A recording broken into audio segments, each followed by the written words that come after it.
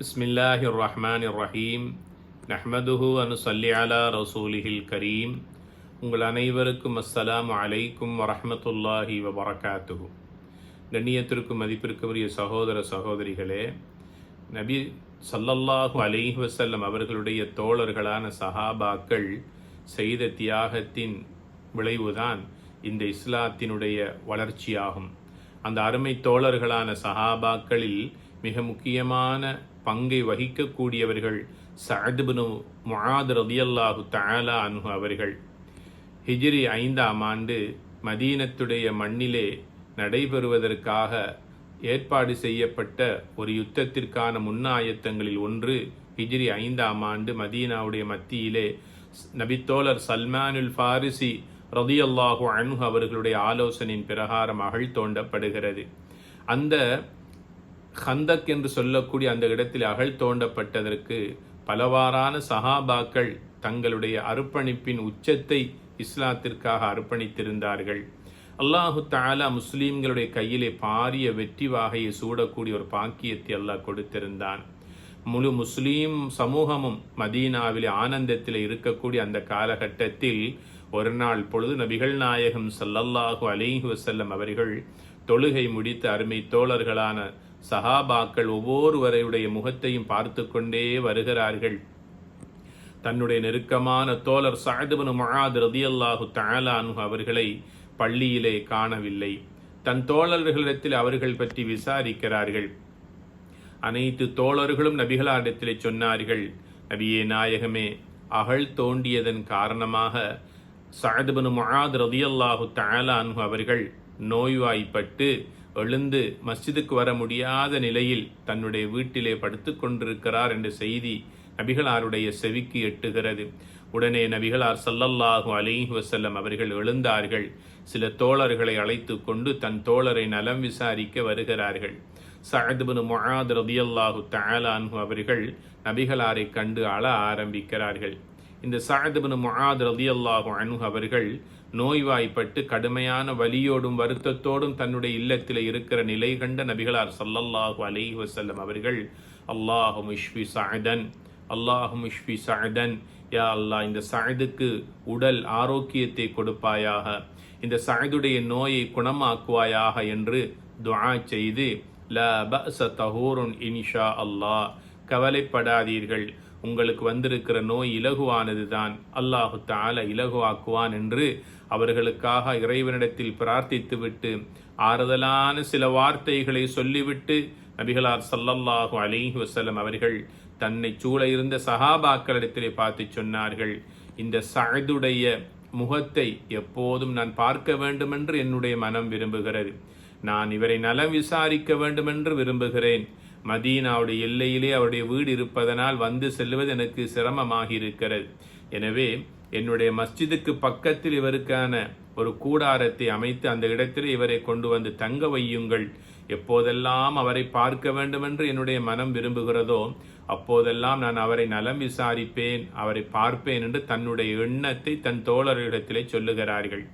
இதனை கேட்ட அருமை தோழர்களான சஹாபாக்கள் மஸ்ஜிது நபவிக்கு அருகாமையில் ஒரு சிறு இடம் ஒன்றை கூடாரத்தை அமைத்து தன்னுடைய தோழரை அங்கே கொண்டு வந்து அமர்த்தி வைக்கிறார்கள். வழமையை போல ஒரு நாள் பொழுது நபிகளார் ஸல்லல்லாஹு அலைஹி வஸல்லம் அவர்கள் இஷா தொழுது விட்டு தன் தோழர் சஅத் இப்னு முஆத் ரலியல்லாஹு அன்ஹு அவர்களை பார்க்க நலம் விசாரிக்க வருகிறார்கள். அன்னாருடைய நிலைமை மிகவும் மோசமாக இருக்கிறது. வருத்தத்தோடும் வலியோடும் இருக்கிறார்கள். நபிகளார் ஸல்லல்லாஹு அலைஹி வஸல்லம் அவர்கள் அவர்களுக்கு வழமையை போல துஆ செய்துவிட்டு அவருடைய நெற்றியிலே முத்தமிட்டு விட்டு நபி அவர்கள் தன்னுடைய வீட்டுக்கு சென்று விட்டார்கள். நடினிசை நேரம். வழமையாக ஜிப்ரீல் அலைஹிஸ்ஸலாம் அவர்கள் வஹி கொண்டு வருகின்ற பணியை மாத்திரமே செய்யக்கூடியவர்கள். அன்றைய இரவு நடினிசை நேரத்தில் ஒரு ஜனாசா செய்தியோடு இந்த பூமிக்கு இறங்குகிறார்கள். நபியே, ஒரு வானவர் ஒரு பூமியில இருக்கக்கூடிய ஒரு ஆத்மாவுடைய ரூஹை அல்லாஹ் கைப்பற்றி இருக்கிறான். இதன் மூலமாக அல்லாஹுடைய அர்ஷே நடுங்கி விட்டது. 7 வானங்கள் கவலைப்படுகின்ற அளவுக்கு, இந்த முழு உலகமும் கவலைப்படுகின்ற அளவுக்கு அல்லாஹுடைய அர்ஷே நடுங்குகின்ற அளவுக்கு ஒரு மனிதர் வஃபாத் ஆகிவிட்டார் என்ற செய்தியை வானவர் ஜிப்ரீல் அலைஹிஸ்ஸலாம் அவர்கள் கொண்டு வந்து நபிகளாருடைய சிந்தனைக்கு கொடுக்கின்ற போது நபிகள் நாயகம் ஸல்லல்லாஹு அலைஹி வஸல்லம் அவர்கள் திடுக்கிட்டு எழுந்தார்கள். நேராக தன்னுடைய தோழர் சஅத் இப்னு முஆத் ரலியல்லாஹு அன்ஹு அவருடைய வீட்டுக்கு வருகிறார்கள். அந்த சஅத் இப்னு முஆத் ரலியல்லாஹு தஆலா அன்ஹு அவர்கள் மலர்ந்த சிரித்த முகத்தோடு ஜனாசாவாக காட்சி தருகிறார்கள். நபி அவர்களுடைய கண்களிலிருந்து கண்ணீர் வடிந்தது. அன்னாருக்காக துஆ செய்தார்கள். மறுநாள் காலை அந்த சஅத் இப்னு முஆத் ரலியல்லாஹு அன்ஹு அவர்களை அனைத்து தோழர்களும் குளிப்பாட்டினார்கள், கஃனிட்டார்கள், சந்தூக்கில் வைத்தார்கள். தொழுகை நடாத்துவதற்காகவும் நல்லடக்கத்திற்காகவும் எடுத்துச் செல்வதற்காக அருமை தோழர்களான தங்களுடைய சஹாபாக்கள் தங்கள் தோளில் அந்த ஜனாசாவுடைய சந்தூக்கை சுமந்து செல்லுகின்ற போது அந்த சந்தூக் பாரமில்லாமல் இருப்பதை உணர்ந்த சஹாபாக்கள் நபிகளிடத்திலே கேட்கிறார்கள், நபியே நாயகமே, ஹல் பக்கிய சஅதுன் அம்லா, இந்த சந்தூக்கில ஜனாசா இருக்கிறதா இல்லையா என்பது நமக்கு சந்தேகமாக இருக்கிறது என்று தங்களுடைய எண்ணத்தை சொல்லுகிறார்கள். ஏனென்றால் அந்த சந்தூக் பாரம் இல்லாமல் இருக்கிறது. நேராக கொண்டு வந்து தொழுகை நடாத்துவதற்காக வைக்கப்படுகிறது. நபிகளார் ஸல்லல்லாஹு அலைஹி வஸல்லம் அவர்கள் அந்த சஅதுடைய ஜனாசா தொழுகை நடாத்திவிட்டு தன் தோழர்களை பார்த்து சொன்னார்கள், என் அருமை தோழர்களே, இந்த சஅதுடைய ஜனாசாவுடைய செய்திக்காக அல்லாஹ்வுடைய அர்ஷே நடுங்கியது. 7 வானங்களிலும் இந்த முழு உலகத்திலும் இருக்கின்றவர்கள் எல்லாம் கவலைப்பட்டார்கள். மாத்திரமல்ல, 70,000க்கு மேற்பட்ட மலக்குமார்கள் இந்த ஜனாசாவை சுமந்து வந்தார்கள். அதே 70,000 மலக்குமார்கள் இந்த சஅதுடைய ஜனாசாவிலும் கலந்து கொண்டு அன்னாருடைய பாவங்கள் பிழை பொறுக்க தேடுவதற்காக அல்லாஹ்விடத்திலே பாவ மன்னிப்பு கேட்டார்கள் என்று சஅத் இப்னு முஆத் ரலியல்லாஹு அன்ஹு அவர்களுடைய சிறப்பம்சங்களை சொல்லிய நபிகளார் ஸல்லல்லாஹு அலைஹி வஸல்லம் அவர்கள் இறுதி கடமை நிறைவேற்றுவதற்காக ஜன்னத்துல் பக்கீக்கு எடுத்துச் செல்லுகிறார்கள். நபிகளார் ஸல்லல்லாஹு அலைஹி வஸல்லம் அவர்கள் சஅதுடைய கபருக்குள்ளே இறங்கினார்கள். தன்னுடைய முபாரக்கான கையினால் அந்த ஜனாசாவை வாங்கி அந்த கபருக்குள்ளே அந்த ஜனாசாவை உள்ளே வைக்கிற போது சுபஹானல்லாஹ் என்று 3 தடவைகள் உரத்த குரலில் சொன்னார்கள். சற்று வேளையில் அல்ஹம்துலில்லாஹ் என்று அல்லாஹ்வை புகழ்ந்தார்கள். ஜனாசா நல்லடக்கம் முடிந்ததற்கு பிறகு அருமை தோழர்களான சஹாபாக்கள், நபியே நாயகமே, எதற்காக இவ்வாறு சுபஹானல்லாஹ் என்று உணர்ச்சி வசப்பட்டு சொன்னீர்கள் என்று காரணத்தை கேட்டபோது நபிகள் நாயகம் ஸல்லல்லாஹு அலைஹி வஸல்லம் சொன்னார்கள், சஅதுடைய ஜனாசாவை நான் மண்ணறைக்குள் இறக்கிற போது அந்த கபருடைய 2 பக்கங்களும் அவருடைய 2 விலாப்புறங்களிலிருந்து நெருக்க வருவதை என்னுடைய கண்களால் நான் பார்த்தேன். அதனால் சுபஹான் அல்லாஹ் என்று நான் சொன்னபோது அல்லாஹு தஆலா அந்த கபரை அல்லாஹ் விசாலப்படுத்தினான்.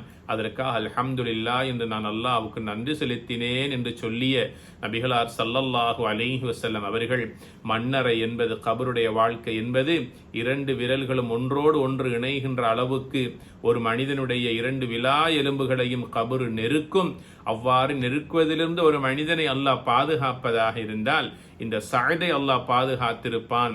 ஆகையினால் கபருடைய அதாபை விட்டும் நெருக்கத்தை விட்டும் அதிகமாக அல்லாஹ்விடத்திலே பாதுகாப்பு தேடுங்கள் என்று கூறிய இந்த வரலாற்று பேருண்மை சம்பவம் சஹீஹ் முஸ்லிமிலே பதிவு செய்யப்பட்டிருக்கிறது.